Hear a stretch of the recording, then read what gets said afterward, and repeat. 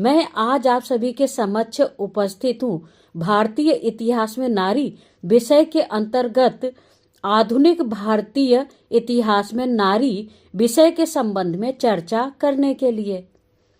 स्वामी विवेकानंद ने कहा था, भारत, तुम मत भूलना कि तुम्हारी स्त्रियों का आदर्श सीता, सावित्री, दमयंती है। मत भूलना कि तुम्हारे उपास्य सर्व त्यागी उमानाथ शंकर हैं। मत भूलना कि तुम्हारा विवाह, तुम्हारा धन और तुम्हारा जीवन इंद्रिय सुख के लिए, अपने व्यक्तिगत सुख के लिए नहीं है। मत भूलना कि तुम जन्म से ही माता के लिए बलि स्वरूप रखे गए हो। मत भूलना कि तुम्हारा समाज उस विराट महामाया की छाया मात्र है। वेदांत शास्त्र में कहा गया है कि एक ही चित्र सत्ता सर्वभूतों में विद्यमान है। यदि वैदिक युगीन नारियों में अहिल्या, घोषा, मैत्रेयी, गार्गी, खना जैसी विदुषी स्त्रियां थीं और घोषा ने तो ऋग्वेद में मंत्रों की भी रचना की है, इसी कारण उन्हें ऋषि समान माना जाता है। तब वैदिक युग के उपरांत ऐसी कौन सी बात आ गई जिसके कारण यह कहा जाने लगा कि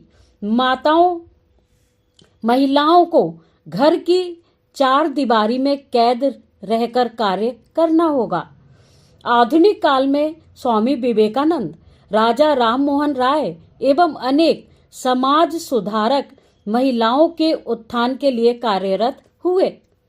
आधुनिक भारतीय समाज में भारतीय संविधान के प्रावधानों के अनुसार अनेक अधिकार महिलाओं को प्रदान किए गए हैं, जैसे कि मौलिक अधिकार के अनुच्छेद 15 में धर्म, मूल वंश, जाति व जन्म स्थान के साथ साथ लिंग के आधार पर भी भेदभाव करने की मनाही की गई है, ताकि स्त्रियां अपने प्राकृतिक दायित्व को निभा सकें और सदियों से चले आ रहे शारीरिक, मानसिक, आर्थिक व सामाजिक शोषण का सामना कर सके।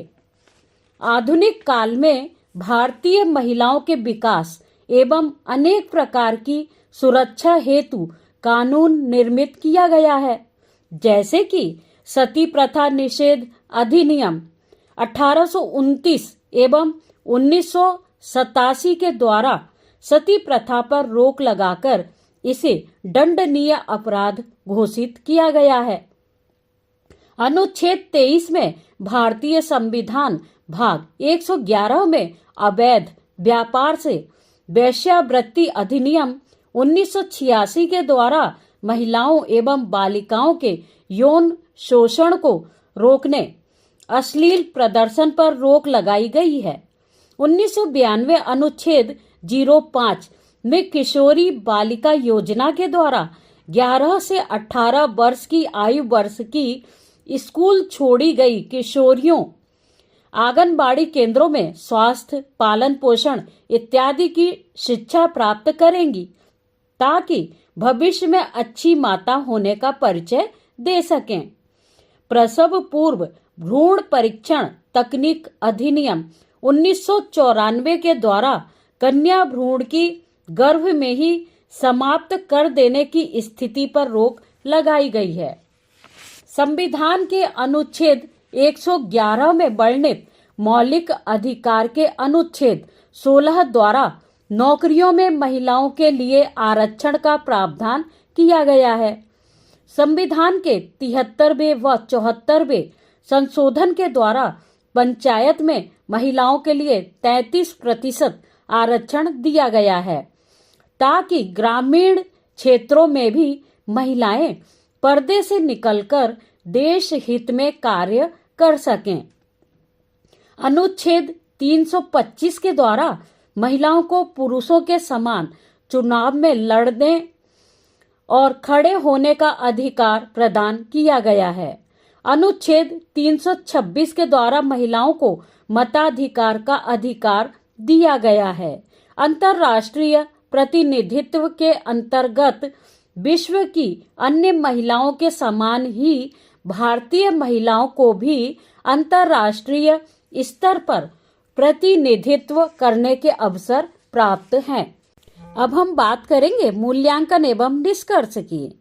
उपर्युक्त संपूर्ण विवरण का अध्ययन करने के उपरांत मूल्यांकन करते हुए निष्कर्ष रूप से यह कहा जा सकता है कि सभी संवैधानिक सरकारी न्याय व्यवस्था के विधि विधान के उपरांत भी भारतीय समाज में कुछ महिलाओं के साथ आज भी अनेक प्रकार के अत्याचार निरंतर हो रहे हैं, जिन्हें समाचार पत्रों और मीडिया के द्वारा पढ़ा सुना जा रहा है।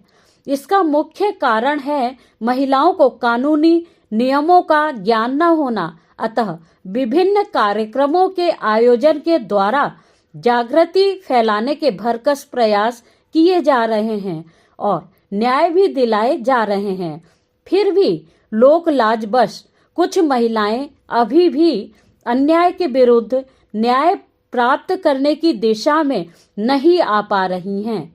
यद्यपि आधुनिक काल में महिलाओं की स्थिति मध्यकाल की तुलना में बहुत अच्छी है। विभिन्न क्षेत्रों में महिलाओं ने अपनी योग्यता से अपना परचम लहराने में सफलता प्राप्त की है और प्रतिदिन कर रही हैं। भारतीय नारियों का विस्तृत इतिहास जानने के लिए आप मेरी पुस्तक भारतीय नारियों का इतिहास अवश्य ही पढ़िए। धन्यवाद।